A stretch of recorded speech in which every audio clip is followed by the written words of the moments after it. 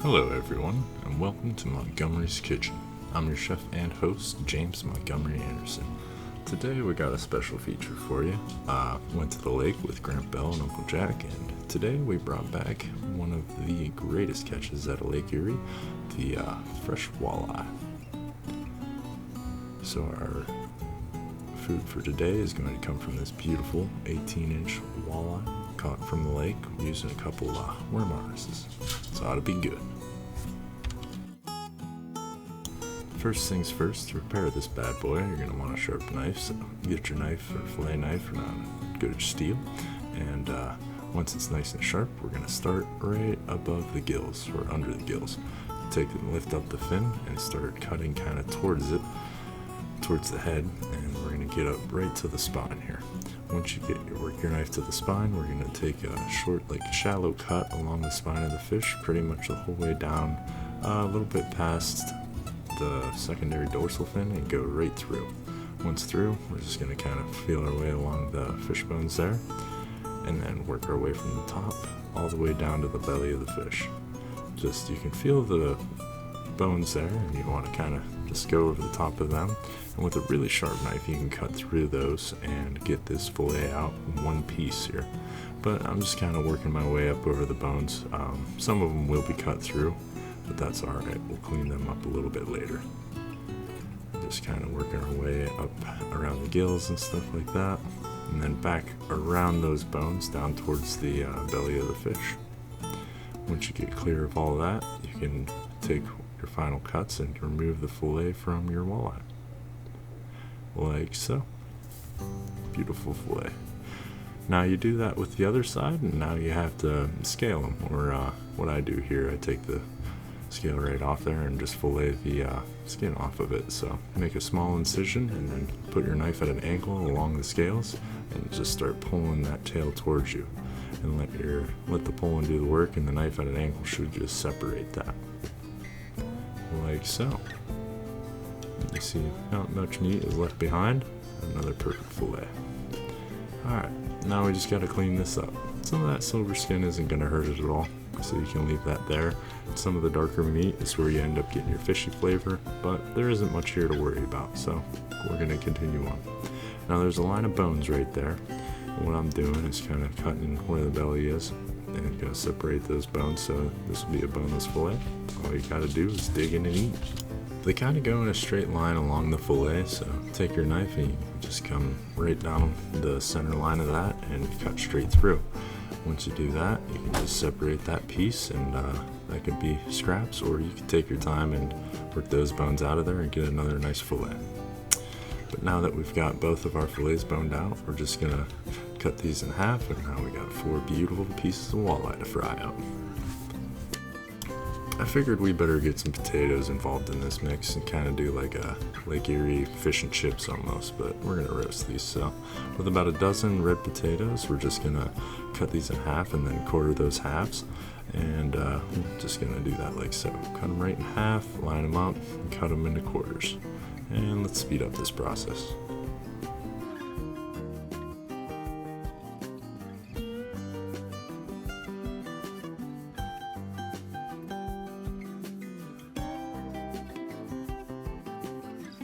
Now that you got all your potatoes cut up, it's time to add them to a Pyrex dish.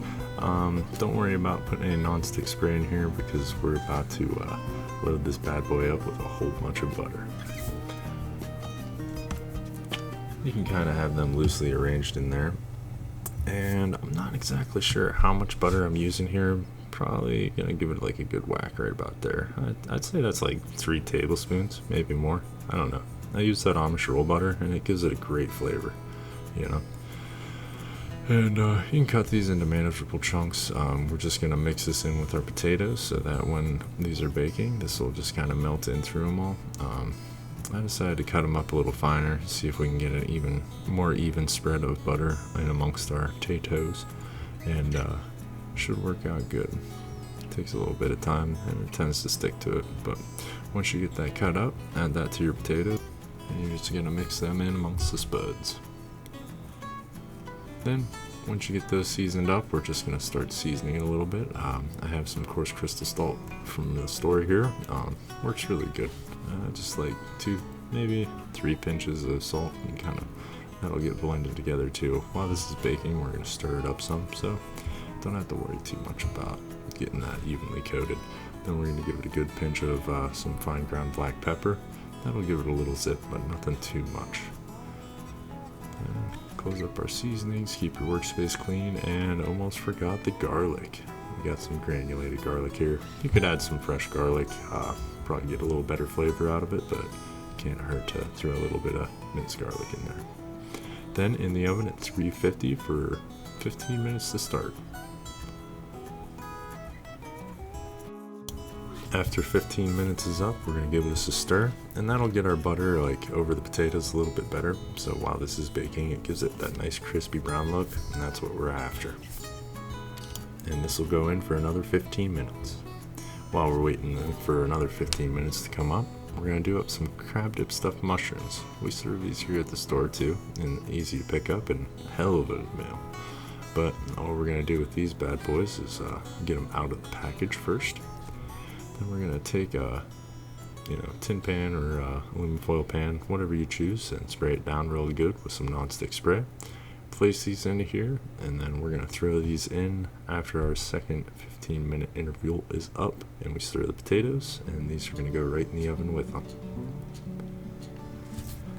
350 Fahrenheit, that's what we're cooking at if I hadn't said that already, but we'll send those in for the last 15 minutes. Now we gotta get a couple tablespoons of some good olive oil, probably about 10 there. But we're gonna heat this up to 350 and season our walleye. So I went with 2 seasonings here. The Cajun cooking and blackening seasoning is excellent. I use it on a lot of different seafood and stuff like that. Really good on the walleye, but I also wanted to try the Creole salt as well.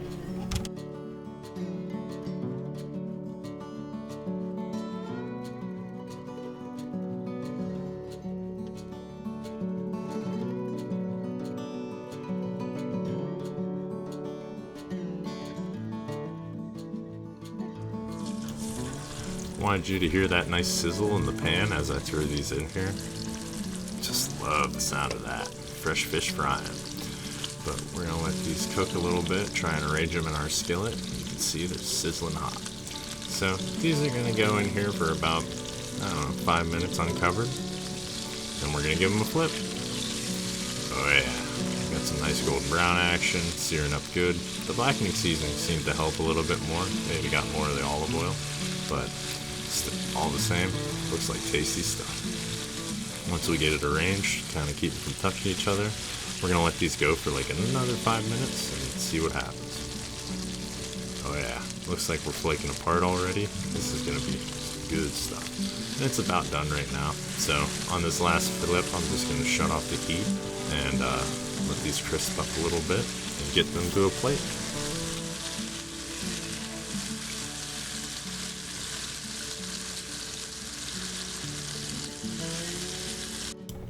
Since our walleye's cooling down, we got the potatoes out of the oven too. We're gonna add a little sprinkle of fresh parsley over top and give these a nice stir. Get that green all around in there, and then we're gonna dish these up. Should be pretty good. Now all that's left to do is get this all on a plate and take a glamour shot. Then time for the full review.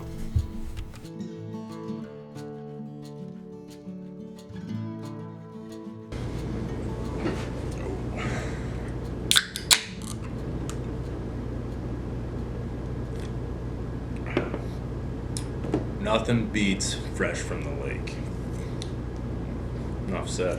I mean, just filleting these bad boys, throwing them in a skillet, and just getting them to flake apart like this. I am so excited to try them. Pretty easy to fix. I mean, honestly, get out there, do some fishing, and you can have yourself a hell of a meal like this. I mean, look at that. This is falling apart.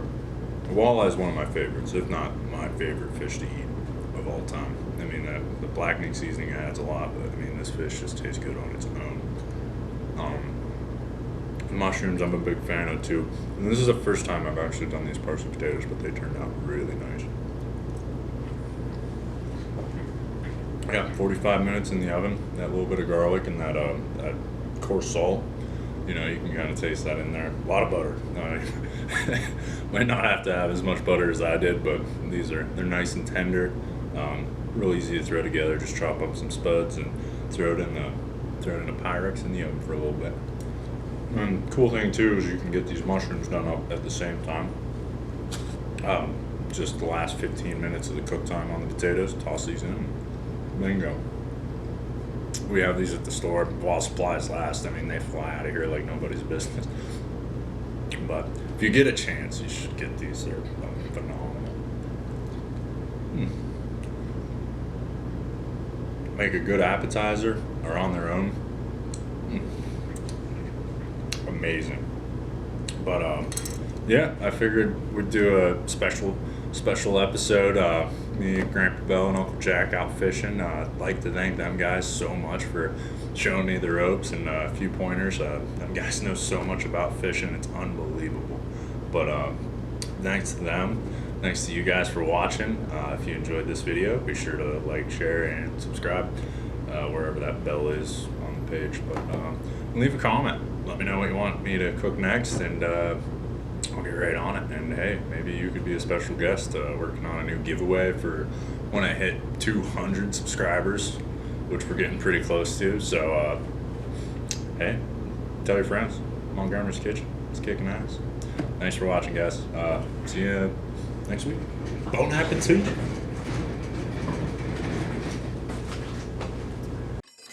Trying to avoid a stop in the morning.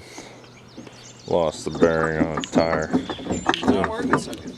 Repair. No fish have been caught as of yet.